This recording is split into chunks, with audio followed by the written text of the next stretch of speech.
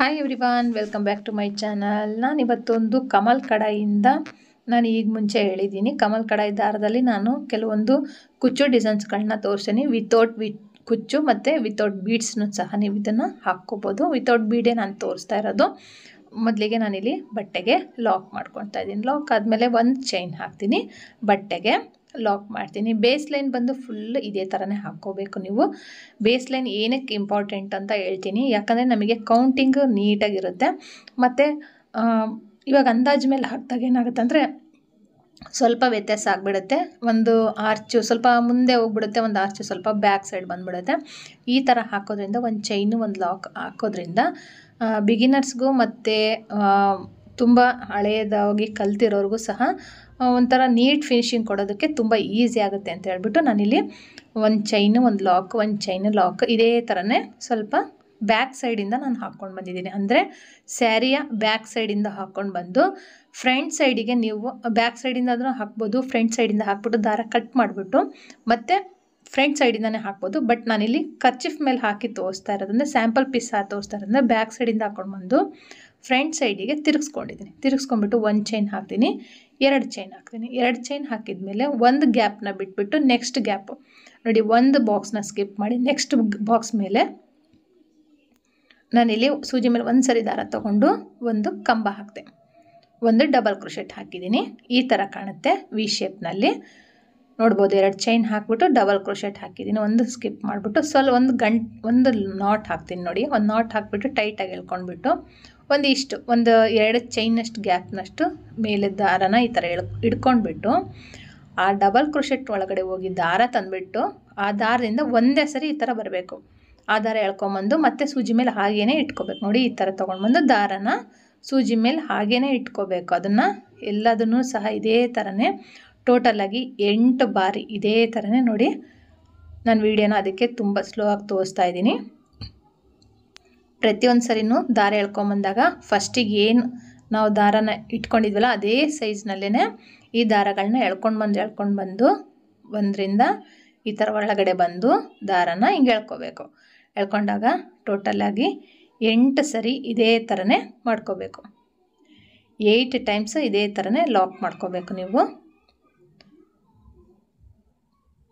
ನೋಡಿ. ಟೋಟಲಾಗಿ 8 ಸರಿ ಆಯಿತು. ನೀವು ಕೌಂಟ್ ಮಾಡ್ಬೋದು.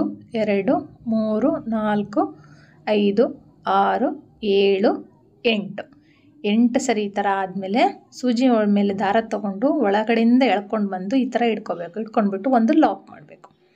ಲಾಕ್ ಆದಮೇಲೆ ಇವಾಗ ಇಲ್ಲಿ ಲಾಕ್ ಕಾಣ್ತಾ ಇದೆಯಲ್ಲ, ಲಾಕ್ ಆಗಿದ್ದ ದಾರ ಇದೆಯಲ್ಲ, ಆ ದಾರಕ್ಕೆ 1 2 3 ಚೈನ್ ಹಾಕ್ತೀನಿ. ಆ ದಾರ ಕಾಣ್ತಾ ಇರುತ್ತೆ ಕ್ಲೀನಾಗಿ. ಫಸ್ಟಿಗೆ ಒಂದು ಸರಿ ಹಾಕಿಬಿಟ್ರೆ ಈ ಥರ ಹೋಲ್ ಕಾಣುತ್ತೆ ಕ್ಲೀನಾಗಿ ನೋಡಿ. ಆ ಹೋಲ್ ಒಳಗಡೆ ನಾವು ಪಿಕಾಟ್ಗಳನ್ನ ಹಾಕಬೇಕು. 3 ಚೈನ್ ಹಾಕಿ ಲಾಕ್, ಎರಡನೇದಾಯಿತು 3 ಚೈನ್ ಹಾಕಿ ಲಾಕ್, ಇದು ಮೂರನೇ ಪಿಕಾಟ್, 3 ಆಯಿತು. 4ನೇ ಪಿಕಾಟ್ ಆದಮೇಲೆ ಇವಾಗ 5ನೇ ಪಿಕಾಟ್. ತುಂಬ ಜಾಸ್ತಿನೂ ಹಾಕಬೇಡಿ, ನಾನು ಹೇಳ್ತೀನಿ ಕೌಂಟಿಂಗ್ ಅಷ್ಟನ್ನು ಮಾತ್ರ ಹಾಕಿ. 5 ಆಯ್ತಲ್ಲ, ಇವಾಗ ಇನ್ನೂ ಒಂದೆರಡು ಹಾಕ್ಬೋದು. ಟೈಟ್ ಅನಿಸಿದರೆ ಅಕಸ್ಮಾತ್ ಫೋಲ್ಡ್ ಆಯಿತು ಅಂದರೆ ಒಂದು 5 ಹಾಕಿ ಸಾಕಾಗುತ್ತೆ, ಇಲ್ಲ 6 ಆದರೆ ಸಾಕಾಗ್ಬಿಡುತ್ತೆ. 6 ಸರಿ ಆಯಿತು. ಇವಾಗ ಇದು 7ನೇ ಬಾರಿ ಹಾಕ್ತಾಯಿದ್ದೀನಿ. ನನಗೆ ಟೋಟಲಾಗಿ 7 ಸರಿ ನಾನು ಇಲ್ಲಿ ಫ್ಲವರ್ಗಳು ಈ ಥರ ಪಿಕಾಟ್ ಮಾಡಿದೆ. ಕರೆಕ್ಟಾಗಿ 6 ಹಾಕಿ ಸಾಕು, 7 ಬೇಡ. ಇವಾಗ ಸೂಜಿ ಮೇಲೆ 2 ಸರಿ ದಾರ ತೊಗೊಂಡು ಇಲ್ಲಿ ಬಾಕ್ಸ್ಗಳನ್ನ ಸ್ಕಿಪ್ ಮಾಡಬೇಕು. ನಾನು ತೋರಿಸ್ತೀನಿ. 1 2 3 ಮೂರನೇ ಬಾಕ್ಸ್ ಮೇಲೆ 2 ಬಾಕ್ಸ್ನ ಸ್ಕಿಪ್ ಮಾಡಿ 3ನೇ ಬಾಕ್ಸ್ ಮೇಲೆ ಇವಾಗ ಟ್ರಿಬಲ್ ಕ್ರೋಶೆನ ಹಾಕಬೇಕು. ಸೂಜಿ ಮೇಲೆ 2 ಸರಿ ದಾರ ತೊಗೊಂಡಿರ್ತೇವಲ್ಲ, 2ರಿಂದ 1 ಸರಿ, 2ರಿಂದ 1 ಸರಿ ಮತ್ತು 2ರಿಂದ 1 ಸರಿ ಟ್ರಿಬಲ್ ಕ್ರೋಶೆ ಆಯಿತು ನೋಡಿ. ಈ ಥರ ಕಾಣ್ತಾ ಇದೆ. ಇವಾಗ 1 2 ಚೈನ್ 3 ಚೈನ್ ಹಾಕಿಬಿಟ್ಟು ಸೂಜಿ ಮೇಲೆ 1 ಸರಿ ದಾರ ತೊಗೊಂಡು ಇಲ್ಲಿ ಕಂಬಗಳನ್ನ ಹಾಕಬೇಕು. ಏನು ಫಸ್ಟಿಗೆ ನಾವು 3 ಚೈನ್ ಹಾಕಿದ್ವಲ್ಲ ಅದನ್ನು ಕಂಬ ಅಂತ ಕನ್ಸಿಡರ್ ಮಾಡಿಕೊಂಡು ಟೋಟಲಾಗಿ 10 ಕಂಬಗಳನ್ನ ಹಾಕಬೇಕಿಲ್ಲಿ. ನಮಗೆ ಕರೆಕ್ಟಾಗಿ 10 ಕಂಬಗಳು ಬರುತ್ತೆ. ಫಸ್ಟಿಗೆ 3 ಚೈನ್ ಇತ್ತಲ್ಲ ಅದನ್ನು ಕನ್ಸಿಡರ್ ಮಾಡಿಕೊಂಡು ಎಕ್ಸ್ಟ್ರಾ 9, ಅಲ್ಲಿಗೆ ಟೋಟಲಾಗಿ 10 ಕಂಬಗಳು ಬರುತ್ತೆ. ವಿಡಿಯೋ ಸ್ಲೋ ಅನಿಸಿದರೆ ಇನ್ನೂ ಸ್ಲೋ ಆಗಿ ಮಾಡ್ಕೊಂಡು ನೋಡ್ಕೋಬೋದು ನೀವು. ನಾನು ನೀಟಾಗಿ ಆದಷ್ಟು ಸ್ಲೋ ಆಗಿ ತೋರಿಸಿದ್ದೀನಿ. ಒಂದಲ್ಲ 2 ಸರಿ ನೋಡಿ ಕ್ಲೀನಾಗಿ ಅಬ್ಸರ್ವ್ ಮಾಡಿಕೊಂಡು ನಾನು ಹೇಳಿರೋಂಥ ಕೌಂಟ್ಗಳ ಮೇಲೇ ಕಂಪ್ಲೀಟ್ ಮಾಡ್ಕೊಂಡೋಗಿ ಕ್ಲೀನಾಗಿ ಬರುತ್ತೆ. ಡಿಸೈನ್ ಬಂದು ಈ ಥರ ಕಾಣುತ್ತೆ ನಿಮಗೆ. ಇವಾಗ ನೆಕ್ಸ್ಟ್ ಬಾಕ್ಸಿಗೆ ನೋಡಿ, ಇಲ್ಲಿ ನಾವು ಆರ್ಚ್ ಮಾಡಿದ್ವಲ್ಲ, ಇಲ್ಲಿ ಕಂಬ ತೊಗೊಂಡು ಆರ್ಚ್ ಮಾಡಿದ್ವಲ್ಲ ಟ್ರಿಬಲ್ ಕ್ರೋಶೆನ, ಇವಾಗ ಅದ್ರ ಪಕ್ಕದ ಬಾಕ್ಸ್ ಒಳಗಡೆಗೆ ಈ ಆರ್ಚ್ನ ಲಾಕ್ ಮಾಡಬೇಕು. ಸೈಡ್ ಆರ್ಚ್ನ ಲಾಕ್ ಮಾಡಿಬಿಟ್ಟು ಈ ಥರ ಕಾಣುತ್ತೆ ನಿಮಗೆ. ಇದನ್ನು ಹಾಗೇ ಬೇಸ್ ಲೈನ್ ಹಾಕ್ಲಾರ್ದಂಗೆ ನೀವು ಹಾಕಕ್ಕೆ ಹೋದರೆ ಏನಾಗ್ಬಿಡುತ್ತೆ ಅಂದರೆ ಸ್ವಲ್ಪ ಇಲ್ಲಿ ವ್ಯತ್ಯಾಸ. ಇಲ್ಲಿ ಸ್ವಲ್ಪ ನಿಮಗೆ ಖಾಲಿ ಜಾಗ ಇರೋದ್ರಿಂದ ಏನಾಗ್ಬಿಡುತ್ತೆ ಅಂದರೆ ಅಲ್ಲಿ ಒಂದು ಸ್ವಲ್ಪ ಹಿಂದೆ ಮುಂದೆ ಆಗ್ಬಿಡುತ್ತೆ. ಹಂಗಾಗಿ ನೆಕ್ಸ್ಟ್ ಇದ್ರ ಮೇಲೆ ಲಾಕ್ ಮಾಡ್ತಾಯಿದ್ದೀನಿ. ಲಾಕ್ ಆದಮೇಲೆ 1 2 ಚೈನ್ ಹಾಕ್ತೀನಿ. ಸೂಜಿ ಮೇಲೆ ಒಂದು ಸರಿ ದಾರ ತೊಗೊಂಡು ಒಂದು ಬಾಕ್ಸ್ನ ಸ್ಕಿಪ್ ಮಾಡಿಬಿಟ್ಟು ಮತ್ತೆ ಕಂಬ ಹಾಕ್ತೀನಿ. ಕಂಬ ಹಾಕಿದ ಮೇಲೆ ಒಂದು ಸರಿ ಲಾಕ್ ಮಾಡಿಬಿಟ್ಟು ಸ್ವಲ್ಪ ದಾರ ಒಂದು 3 ಚೈನ್ ಅಥವಾ 2 ಚೈನ್ ಅಷ್ಟು ಗ್ಯಾಪ್ನಲ್ಲಿ ದಾರ ಎಳ್ಕೊಂಡ್ಬಿಟ್ಟು ನೋಡಿ ಲಾಕ್ ಮಾಡಿಕೊಂಡು ದಾರ ತರ್ತೀನಿ. ಆ ಕಂಬದೊಳಗಡೆ ಹೋಗಬೇಕು, ದಾರ ತರಬೇಕು, ಸೂಜಿಯಿಂದ ಈ ಥರ ಎಳ್ಕೋಬೇಕು. ನಿಮಗೆ ಕ್ಲೀನಾಗಿ ಅರ್ಥ ಆಗ್ತಾ ಇದೆ ಅಂತ ಅಂದ್ಕೊಂಡಿದ್ದೀನಿ. ನೋಡಿ ನೀಟಾಗಿ 4 ಬಾರಿ ಆಯಿತು. ಅದೇ ಥರ 8 ಬಾರಿ ಮಾಡಬೇಕು. 8 ಸರಿ ಮಾಡಬೇಕು. ಇದೇ ಥರ ಕಂಪ್ಲೀಟ್ ಮಾಡಿ ನಾನು ತೋರಿಸ್ತೀನಿ. ನೋಡಿ ಕೌಂಟ್ ಮಾಡ್ಕೊಳ್ಳಿ. 4 4 8 ಸರಿ ಆಯಿತು. ಇವಾಗ ಸೂಜಿನ ಒಂದೇ ಸರಿ ದಾರನ ಎಳ್ಕೊಂಡು ಬಂದು ಲಾಕ್ ಮಾಡಬೇಕು. ಲಾಕ್ ಆದಮೇಲೆ 1 2 3 ಚೈನ್ ಹಾಕಬೇಕು. ಇಲ್ಲಿ ಲಾಕ್ ಇರೋ ದಾರ ಇರುತ್ತೆ, ಕಾಣ್ತಾ ಇರುತ್ತೆ ಮೇಲೆ, ಅದರೊಳಗಡೆಗೆ ಪಿಕಾಟ್ಸ್ಗಳನ್ನ ಮಾಡಬೇಕು. ಇಲ್ಲಿ ಟೋಟಲಾಗಿ 6 ಪಿಕಾಟ್ಸ್ ಮಾಡಿ. ನಾನು ಫಸ್ಟ್ನೇದಕ್ಕೆ ಆರ್ಚಿಗೆ 7 ಮಾಡಿದ್ದೆ. ನೀವು 6 ಮಾಡ್ಕೊಂಡೋಗಿ ತುಂಬ ಕರೆಕ್ಟಾಗಿ ಬರುತ್ತೆ. ನೋಡಿ 6 ಪಿಕಾಟ್ಸ್ನ ನಾನು ಮಾಡಿದ್ದೀನಿ. ಇವಾಗ ಸೂಜಿ ಮೇಲೆ 2 ಸರಿ ದಾರ ತೊಗೊಂಡು 2 ಬಾಕ್ಸ್ನ ಸ್ಕಿಪ್ ಮಾಡಬೇಕು. 1 2 ಸ್ಕಿಪ್ ಮಾಡಿ 3ನೇದ್ರ ಮೇಲೆ ನೋಡಿ ನಾನಿಲ್ಲಿ 3ನೇದ್ರ ಮೇಲೆ ಲಾಕ್ ಮಾಡ್ತಾಯಿದ್ದೀನಿ.